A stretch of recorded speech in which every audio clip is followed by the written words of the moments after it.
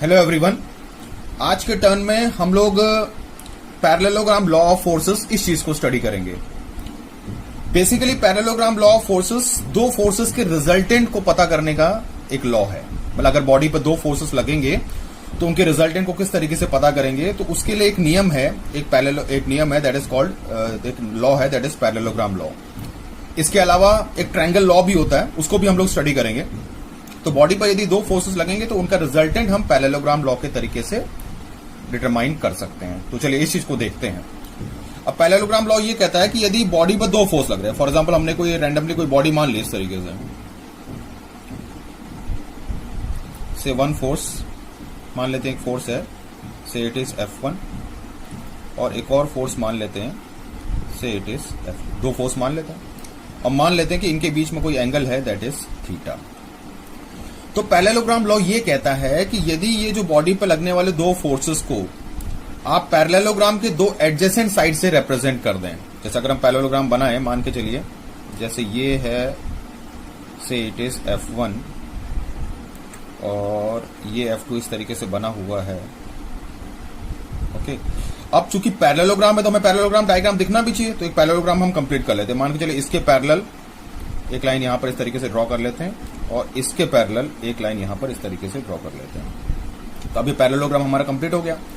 तो parallelogram law states that if the two forces acting on a body are represented by two adjacent sides of a parallelogram, यदि body पर लगने वाले दो forces को parallelogram के दो एडजेसेंट साइड को हिंदी में संलग्न कहते हैं, मतलब लगे हुए adjacent sides of a parallelogram, अगर हम दो फोर्सेस को पैरेललोग्राम के एडजेसेंट साइड से रिप्रेजेंट कर दें तो वहीं से निकलने वाला जो डायगोनल है, the diagonal passing through these two forces, इन दो फोर्सेस से जो डायगोनल पास होगा that will represent the resultant of the two forces. वो इन दोनों फोर्सेस के रिजल्टेंट को बताएगा। और चूंकि रिजल्टेंट एक फोर्स है, वेक्टर क्वांटिटी, तो हम इसको ऐसे इस तरीके से रिप्रेजेंट कर सकते हैं। बस आपको दो फोर्सेस को पैरेललोग्राम के दो एडजेसेंट साइड से रिप्रेजेंट कर देना है, लगे हुए साइड से रिप्रेजेंट कर देना है, पैरेललोग्राम को कंप्लीट कर लेना है। जहां पर दोनों फोर्सेस आपके मेंशन्ड हैं, जहां पर दोनों फोर्सेस कॉन्करेंट मिल रहे हैं, वहीं से डायगोनल जो निकल रहा होगा, वहीं से जो विकर्ण निकल रहा होगा, वो उन दोनों के रिजल्टेंट को रिप्रेजेंट करेगा। अगर हम डायगोनल की बात करें तो जैसे ये फोर्स F1 है, ये फोर्स आपका F2 इस तरीके से है। अगर हम पैरेललोग्राम कंप्लीट करें तो ये भी डायगोनल है, लेकिन ये डायगोनल हमारे काम का नहीं है, इस डायगोनल से हमें कोई मतलब नहीं है। तो वहां से डायगोनल निकलना चाहिए जहां पर दोनों फोर्सेस हमारे मेंशन्ड हो। ओके, और आपको ये ध्यान देना है कि जो ये थीटा है, थीटा जो हमने लिया है that is the angle between F1 and F2, F1 और F2 के बीच में एंगल है।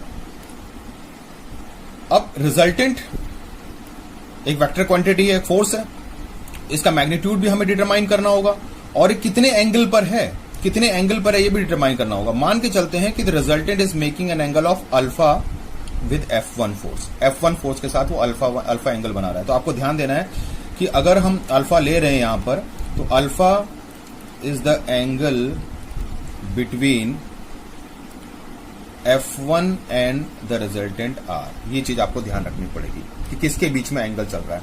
तो theta is the angle between F1 and F2 and alpha is the angle between F1 and R। Okay, इसका मतलब है अगर हमें पैरेललोग्राम लॉ ऑफ फोर्सेस को यूज करना है तो हमें ये पता है कि हमें तीन चीजें गिवन होंगी। एक होगा F1, एक होगा F2 और तीसरा उन दोनों के बीच का एंगल। यानी कि जो रिजल्टेंट का जो मैग्नीट्यूड, रिजल्टेंट की जो वैल्यू हमको डिटरमाइन करनी होगी वो इन्हीं तीनों के टर्म्स में डिटरमाइन करनी होगी, और रिजल्टेंट का जो एंगल अल्फा होगा वो भी इन्हीं तीनों के टर्म्स में डिटरमाइन करना होगा। मींस F1 आ सकता है, F2 आ सकता है, थीटा आ सकता है, लेकिन इसके अलावा कोई नया वेरिएबल नहीं आ सकता है। तो अब हमें रिजल्टेंट का मैग्नीट्यूड और डायरेक्शन मींस एंगल अल्फा पता करना है और रिजल्टेंट की कितनी वैल्यू होगी, मैग्नीट्यूड, वो पता करना है। चलिए, तो इसके लिए हम फिर से हम डायग्राम बना सकते हैं इस तरीके से। जैसे ये मान लेते हैं दिस इज F1, ये हो गया आपका F2। पैरेललोग्राम कंप्लीट कर लेते हैं इस तरीके से। Okay, this angle is theta. जहां पर ये पॉइंट है, फॉर एग्जांपल इसको हम नाम देते हैं, से it is A, this point is B, this point is C and this point is D। C से एक परपेंडिकुलर ड्रॉप कर देते हैं और F1 की लाइन को आगे बढ़ा देते हैं और यहां पर परपेंडिकुलर का सिंबल हमने इस तरीके से बना दिया। If this angle is theta then this angle will also be theta, क्योंकि आपको पता करस्पॉन्डिंग एंगल्स अगर दो लाइन्स आपस में पैरेलल हैं तो ये एंगल थीटा तो ये एंगल भी थीटा, ये दोनों सेम होंगे, तो ये चीज ये थीटा है। अगर लाइंस बढ़ा दें हम इस तरीके से, ये थीटा होगा तो ये भी थीटा होगा। ओके, अब चूंकि ये पैरेललोग्राम है तो अगर इसका ये मैग्नीट्यूड F2 है तो इसके मैग्नीट्यूड को भी हम F2 लिख सकते हैं। और मान के चलते हैं ABCD हमने नाम दिया, इसको हमने E नाम दिया इस तरीके से, और रिजल्टेंट हमारा कहीं यहां बीच से इस तरीके से चला जाएगा। ओके, ये हो गया। अब हम देख रहे हैं कि यहां हमारे पास दो राइट ट्रायंगल हैं, और जब भी दिक्कतें आती है तो हम राइट ट्रायंगल, ट्रिग्नोमेट्री, इन्हीं सबको यूज करते हैं। तो हमारे पास एक राइट ट्रायंगल है CDE, पहले इसको लेते हैं। ये प्रूफ भी चल रहा है, मतलब how to derive the resultant of two forces and its angle in terms of F1, F2 and theta, मतलब ये प्रूफ हो रहा है एक प्रकार से। तो ये हो गया आपका F1, सॉरी दिस, ये इसका नाम देते हैं, पहले इसका नाम D है, इसका नाम E है और इसका नाम C है, और ये जो एंगल है हमारा दिस इज थीटा। ये जो है D से C तक की लेंथ दैट इज F2। बहुत सिंपल है, अगर हम ये दोनों साइड्स ट्रिग्नोमेट्री से पता कर ले, मान के चलते हैं साइड को हम लोग y मान लेते हैं और इस साइड को x मान लेते हैं, तो सिंपल ट्रिग्नोमेट्री लगा सकते हैं, यानी कि sine theta will be equals to y upon F2। इसका मतलब है कि y की वैल्यू हमारे पास सिंपली हो जाएगी F2 साइन थीटा। ये तो आप डायरेक्ट भी लिख सकते हैं। अगर हम cos थीटा लगा दें तो cos theta will be equals to x upon F2, तो यानी कि यहां से x की वैल्यू हो जाएगी F2 cos थीटा।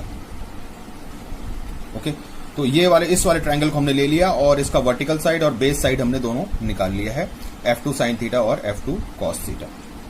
ओके, अब हमें एक और राइट ट्रायंगल इसमें पकड़ना है, क्योंकि एक राइट ट्रायंगल तो हमारे पास ये है CDE, और एक और राइट ट्रायंगल बड़ा बन सकता है ACE इस वाले ट्रायंगल पर, क्योंकि यही मेन ट्रायंगल है, क्योंकि इसी में रिजल्टेंट सम्मिलित है, और रिजल्टेंट का एंगल हमने पहले ही लिखा था कि F1 के साथ जो एंगल है दैट इज अल्फा, यानी कि अब हमें बड़े ट्रायंगल को लेना है। ओके, चलिए इसको देखते हैं।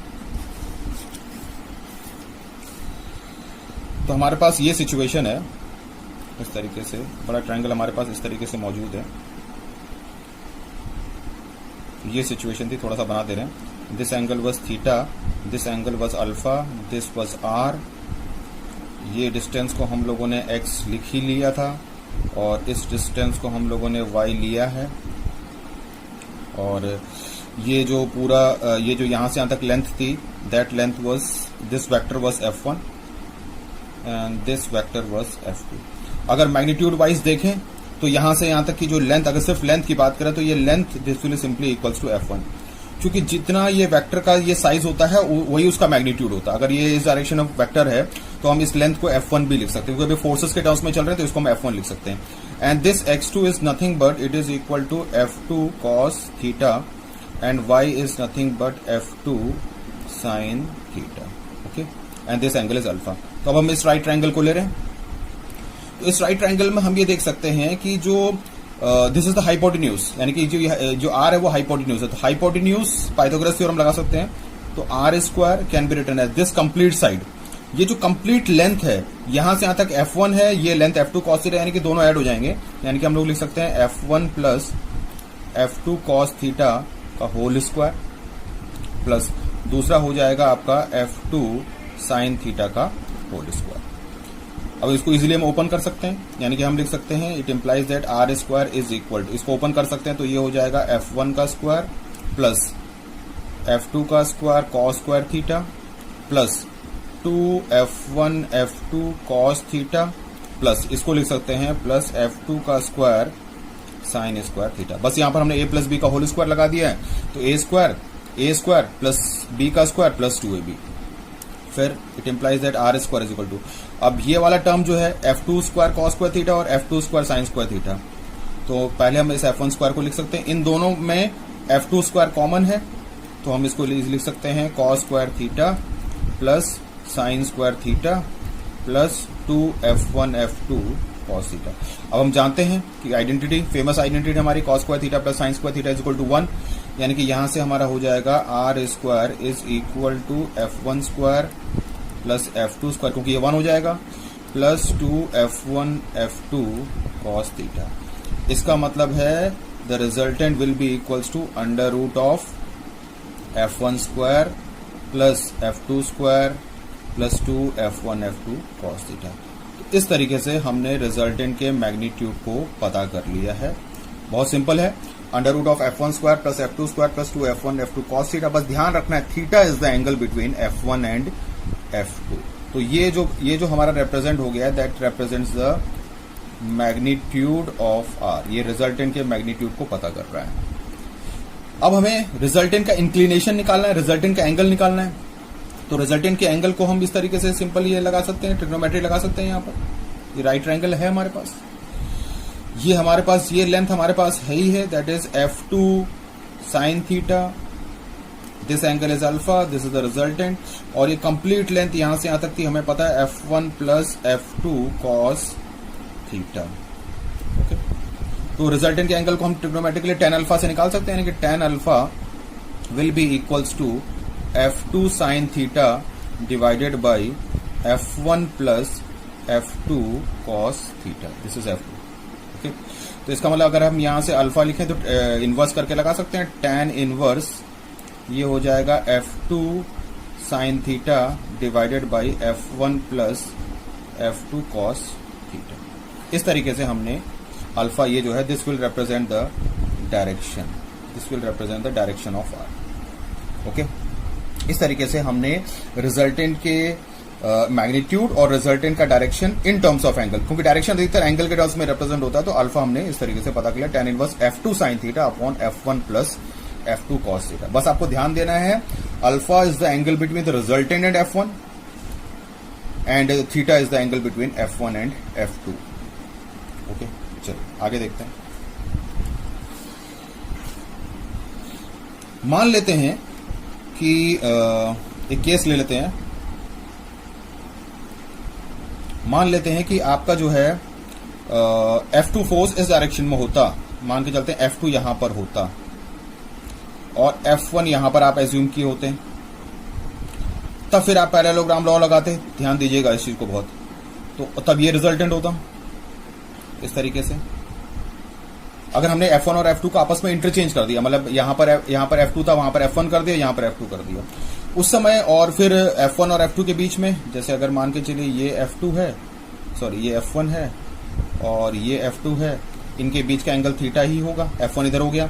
और यहां पर यदि हमने यहां पर हमने F2 माना है और ये यदि ये रिजल्टेंट है, और यदि हम इस एंगल को अब अल्फा मान रहे हैं, now alpha is the angle between R and F2, तब उस केस में रिजल्टेंट के फॉर्मूले में तो कोई फर्क नहीं आएगा, क्योंकि that will be equals to under root of f1 square plus f2 square plus 2 f1 f2 cos theta, क्योंकि f1 f2 आपस में इंटरचेंज हो गए, यहां पे इंटरचेंज हुए और थीटा इज द एंगल। लेकिन उस केस में जो tan अल्फा होगा, चूंकि पहले यहां पर अभी हमने यहां पर f2 रखा है, पहले यहां पर f1 था, तो उस केस में जो एंगल अल्फा हो जाएगा that will be equals to, वहां पर f2 sin थीटा था तो यहां पर हो जाएगा f1 sin theta divided by f2 plus f1 cos theta. ये चीज आपको ध्यान रखनी है। मीन्स उस केस में जो फॉर्मूला था that was tan alpha is equal to f2 sin theta upon f1 plus, बस आपको f1 और f2 को आपस में इंटरचेंज कर देना है। तो इससे ये भी पता चलता है कि रिजल्टेंट का एंगल किसके रेस्पेक्ट में देख रहे हैं, उसी के अकॉर्डिंग आपको देखना है, क्योंकि जो हमने नीचे यहाँ जो मतलब जो डाउन साइड जो फोर्स लिया दैट इज F2, वहां पर डाउन साइड जो फोर्स लिया था F1, उसी के रेस्पेक्ट में देख रहे हैं, तो आपको ये चीज ध्यान देनी है। तो आमतौर पर कोई प्रॉब्लम नहीं है, ये तो हमने समझाया है कि इस तरीके से अगर इंटरचेंज हो जाएंगे तो आपको फॉर्मुले में गड़बड़ नहीं करना है, लेकिन आमतौर पर आप यहीं पर F1 ले लीजिएगा, यहीं पर F2 लीजिएगा और पिछले वाले फॉर्मुले को आप यूज कर सकते हैं, कोई दिक्कत वाली बात इस तरीके से नहीं। ओके, चलिए अब उसके बाद आता है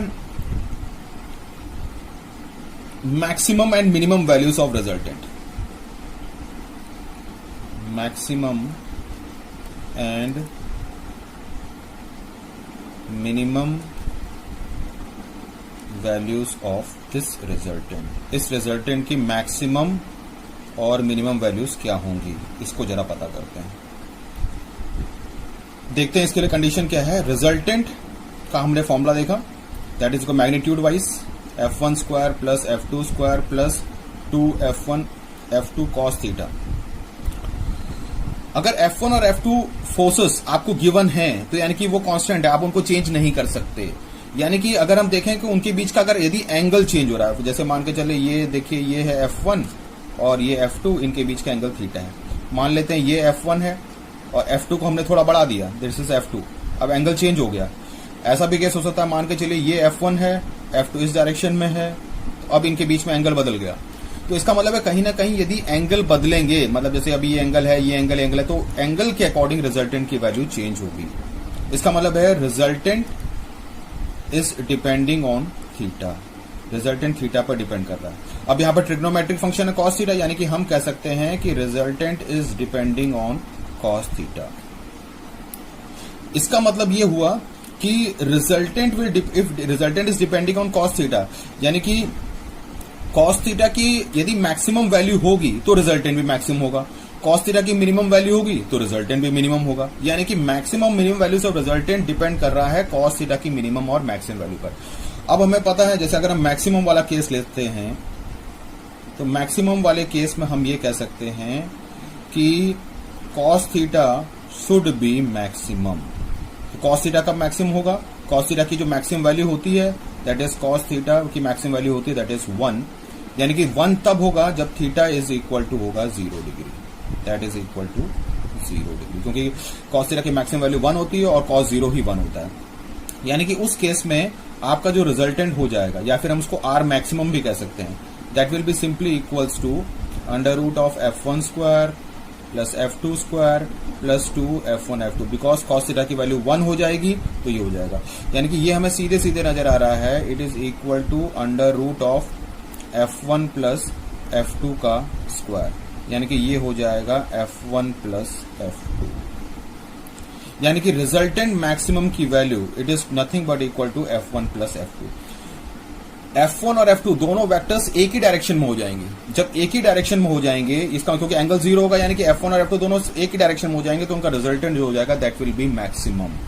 और वैसे भी जब दोनों एक ही डायरेक्शन में दोनों फोर्स लगाए जाएं तो उनका आउटपुट मैक्सिमम होगा। अगर हम किसी वस्तु को खींच रहे हैं, उसको खींच नहीं पा रहे और हमारा साथी भी उसी डायरेक्शन में हमें हेल्प कर रहा है, तो यानी कि हमारा जो एफर्ट होगा वो मैक्सिमम होगा। प्रैक्टिकली ये बात समझ में आती है। यानी कि दोनों फोर्स जब एक ही डायरेक्शन में होंगे तो उनसे जो आउटपुट निकलेगा, यानी कि जो नेट फोर्स निकलेगा, यानी कि जो रिजल्टेंट होगा दैट विल बी मैक्सिमम। यानी कि maximum value of resultant is nothing but the sum of the two forces. तो this is the first case, that is maximum case. अब आते हैं मिनिमम केस की बारी, यानी कि सेकंड केस हो जाएगा दैट विल बी मिनिमम, यानी कि minimum value of resultant, minimum value of resultant. अब यानी कि हमें पता है सारा चीज डिपेंड कर रहा है कॉस थीटा पर, और कॉस थीटा की जो मिनिमम वैल्यू होती है दैट इज -1, ये ध्यान देना है, क्योंकि कॉस थीटा पर, और कॉस थीटा -1 कब होगा? जब theta is equal to 180 degree, या फिर अगर रेडियन के टर्म्स में लिखना चाहें तो it will be pi radian. Okay, तो यानी कि रिजल्टेंट की जो मिनिमम वैल्यू होगी that will be equals to under root of f1 square plus f2 square plus 2 f1 f2। अब कॉस थीटा की वैल्यू -1 है तो यहां -1 रख सकते हैं, यानी कि this will become under root of f1 minus f2 का whole square, a square plus b square minus 2ab, यानी कि a माइनस b का होल स्क्वायर, यानी कि r minimum will be equals to f1 minus f2. This is the minimum value of resultant. Okay, this is the minimum value of resultant, f1 minus f2. वैसे भी पता चलता है practically, अगर हम सोच के देखें, अगर हम किसी वस्तु को खींचने की कोशिश कर रहे हैं f1 फोर्स से और हम उसको खींच नहीं पा रहे हैं, और अपोजिट में कोई दूसरा इंसान खड़ा हो गया और वो उसको f2 फोर्स से खींच रहा है, तो यानी कि वो तो हमें अपोज ही कर रहा है, यानी कि हमें आउटपुट मिलेगा ही नहीं, यानी कि रिजल्टेंट विल बी मिनिमम। और रिजल्टेंट मिनिमम तब होगा जब दोनों फोर्स बिल्कुल एक दूसरे के अपोजिट खड़े हो जाएं, यानी अपोजिट मतलब 180 डिग्री। और मैथमेटिकली पता चल रहा है resultant minimum will be equals to f1 minus f2। हम इसके आगे प्लस माइनस का साइन भी लगा सकते हैं, प्लस माइनस का साइन भी लगा सकते हैं। आपको पूछेगा प्लस माइनस के साइन से तो गड़बड़ हो जाएगा, नहीं ऐसा कुछ नहीं है, तो सिर्फ डायरेक्शन पर है। मान के चलते हैं कि f1 की वैल्यू f2 से अधिक है, f1 की वैल्यू f2 से अधिक है, तो इस केस में resultant minimum will be equals to f1 minus f2। अगर f2 की वैल्यू f1 से अधिक है तो हम कह सकते हैं minimum resultant will be equals to F2 minus F1। बस आपको कुछ नहीं करना है, एक बार हम प्लस ले लेंगे, एक बार हम माइनस ले लेंगे। माइनस में हो जाएगा ये जब माइनस लेंगे तो माइनस माइनस प्लस F2, तो प्लस F2 माइनस F1। वैसे भी जब आप डायग्राम बनाएंगे तो आपको अगर मैक्सिमम मिनिमम पता करना ही है तो आपको पता है कि जिस फोर्स का मैग्नीट्यूड ज्यादा होगा उसको आप पहले लिख देंगे और जिसका मैग्नीट्यूड कम होगा उसको बाद में लिख देंगे, क्योंकि एक ही डायरेक्शन में फोर्सेस है तो उनका रिजल्टेंट निकालना कोई बड़ा काम नहीं है। जिस डायरेक्शन में ज्यादा फोर्स है उसको आप पहले लिख लीजिए और जिस डायरेक्शन में फोर्स कम है उसको माइनस कर दीजिए और रिजल्टेंट मिनिमम की वैल्यू पता चल जाएगी। यानी कि चाहे F1 माइनस F2 कह लें, चाहे F2 माइनस F1 कह लें, मीनिंग उनका एक ही है। इसका मतलब मैक्सिमम वैल्यू में दोनों फोर्सेस ऐड हो जाएंगे और मिनिमम वैल्यू में दोनों वैल्यूज आपस में सब्ट्रैक्ट हो जाएंगी। जो बड़ा फोर्स होगा, जो बड़ा वेक्टर होगा, उसमें से छोटे वेक्टर को आपको माइनस कर देना है। तो ये है आपका parallelogram law of forces to determine the resultant of two forces and the angle of that resultant. Okay, चलिए, ये तो हो गया आपके पैरेललोग्राम लॉ की बात। इस तरीके से हम पता, अभी हम इसके